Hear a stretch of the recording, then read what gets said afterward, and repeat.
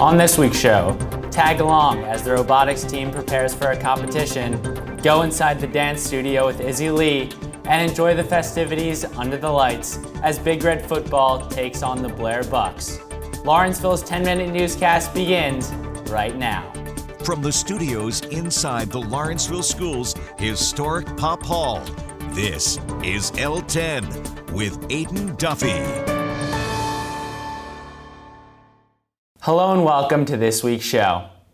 On Thursday at school meeting, members of the Jewish Students Organization, as well as Headmaster Steve Murray, addressed Saturday's mass shooting inside Tree of Life Synagogue in Pittsburgh. Caroline Friedman shared remarks about her grandfather, who has prayed at the Tree of Life Synagogue for 35 years. My Saba, Rabbi Alvin Birkin, has attended every Shabbat morning service at the Tree of Life Synagogue in Pittsburgh for the past 35 years. For 23 years, he served as the congregation's rabbi, and for the last 12 years, he continued to pray there in retirement. I know he's absolutely heartbroken by what happened on Saturday at Shabbat services. Several of his friends and fellow congregants are now dead. I've attended the Tree of Life since I was a baby. My mother and her siblings grew up there, and then my mother and aunt both got married there. It is a special place, a place full of love, spirit, and hope. 5 fifth formers have been nominated for 3 prestigious college scholarships. Jonathan D'Souza for the Jefferson Scholar Foundation Scholarship, Devankar Chokra and Kevin Zhao for the Robertson Scholarship, and Chesmina Khan and Lily Vore for the Moorhead Kane Scholarship. These awards are attached to the University of Virginia, Duke University, and the University of North Carolina at Chapel Hill. Since our last show and the groundbreaking for the new Gruss Center for Art and Design, the front facade of the old Gruss building has been torn down. Construction for the building will continue into next year. Boys varsity water polo won the Lawrenceville Invitational on Saturday, dominating the tournament 5-0 and defeating the Pingree School 20-11 in the final game.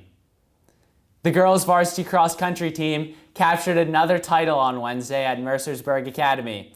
The girls beat Petty 26-60 to add Mid-Atlantic Prep League champions to this season's list of accomplishments.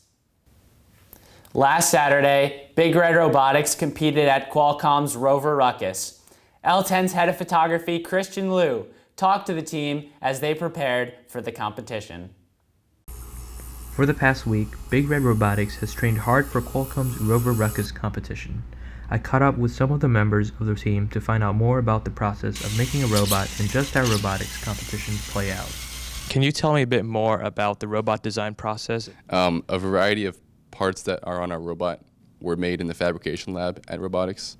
We 3D printed some of the side panels on our robot, and we also used the wood laser cutter. Well, the robotics room recently got 2 new workstations, which we used to 3D model the robot beforehand, and we also used all the tools and the CNC mill to design parts for the rest of the robot. Since you guys had a competition this past weekend, can you tell me a bit more about how that competition went? Sure. So the day before our competition on Sunday, we were in the robotics room from 3 to 10.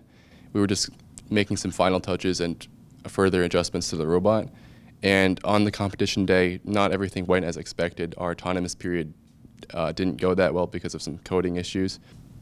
As Andy said, we struggled a little bit at the beginning, but we really pulled together, and we overall got 2nd place in the competition, which I think is good for our first competition, but I think we're going to do much better in the future. Thank you, Christian. 3rd former Isabelle Lee finds freedom and joy expressing herself through dance.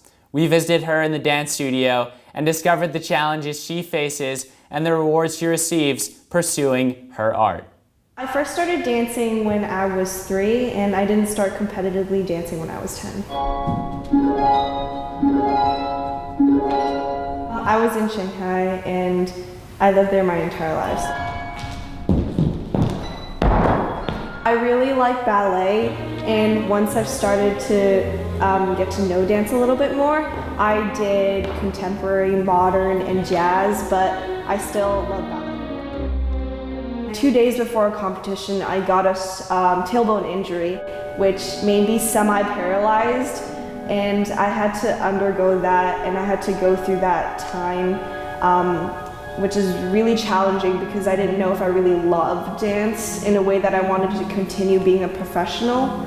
And I also got a lot of other injuries through stress fractures and stereotypes of how dancers are supposed to look. And all these environmental pressures really made me reconsider if I wanted to become a professional dancer. Dance for me was a way, even when after school or when I had some other problems, it was a way for me to express those challenges or problems that I faced in life. It was a way for me to let it loose and to be in a different world. For me, ballet is just so pristine and clear and precise. It's a way for me to show who I truly am, but at the same time, it also allows me to embody this whole new character. I know that when I'm on stage, no one can really stop me from doing anything. Finally tonight, correspondent Lily Murphy takes us under the lights as fans enjoy the food trucks and other festivities while watching Big Red football take on the Blair Bucks. Thanks, Aidan. I'm here at the Under the Lights game with the Lawrenceville football team playing Blair Academy. Food trucks have come out. We've got the student body here dressed in all black supporting their team. A lot of hype, a lot of excitement. Let's go into the crowd and talk to some of our fans. What's your favorite part about coming to Big Red games? My favorite part is to see the whole school come together to support one team and everyone encourage each other out on the field. If you could choose one of these players or multiple of these players to be on your fantasy football team, who would you choose? You know, I gotta say I stick with the Hamel House. I'm a prefect. CJ Villefort, my number one. I mean, this guy works so hard, and I can see it every day on my floor. I gotta say Jordan Anderson, Remy, Drew Friedman, Will Upchurch. I mean, these are all Hamel guys. They're top of the line. So is this your first American football game? It is indeed. First time watching American football. It's good atmosphere with everyone on the old bleachers. It's good crack, yeah. Enjoying it. If you could have someone on this team on your fantasy football league, who would it be? I think I'd pick Tommy Rule. He would be a consistent weekly score holder for me and be really great on my team. What food did you get tonight? A crepe. Chicken. What type of crepe? I got the Nutella chocolate crepe with bananas in it, and I also heard the waffles were really good. They have like ice cream and whipped cream and chocolate sauce and stuff. I highly recommend them as well. What does Stuco do to prepare for this day? So it started over a week ago, actually. We started planning the halftime events, and we started planning with the athletic department how to promote the event. And so with school meeting announcements, we think we did our best to get everybody out to the game, raise awareness that it was happening. And I gotta say, props to all the fans that came out through the rain, through the cold. We're doing a great job supporting our team. Go Big Red. I just want to know, is there seconds? Rob, what was the biggest challenge that you guys faced today against Blair's defense? They were very physical up front, very tough to, get off the ball, get a spark going. We did a good job in the first half of moving the ball and, just gaining possession. So, that was huge. I mean, coming out in the second half, we were a little flat. So, it's tough, going against such a, combative defense, such a physical defense. Even though Lawrenceville had a hard loss against Blair, the fans really came out and had a great time with the food trucks and cheering on their team no matter what. Thanks, Lily. That is our show for this first week in November 2018. From all of us here at L10, thank you for watching and good night.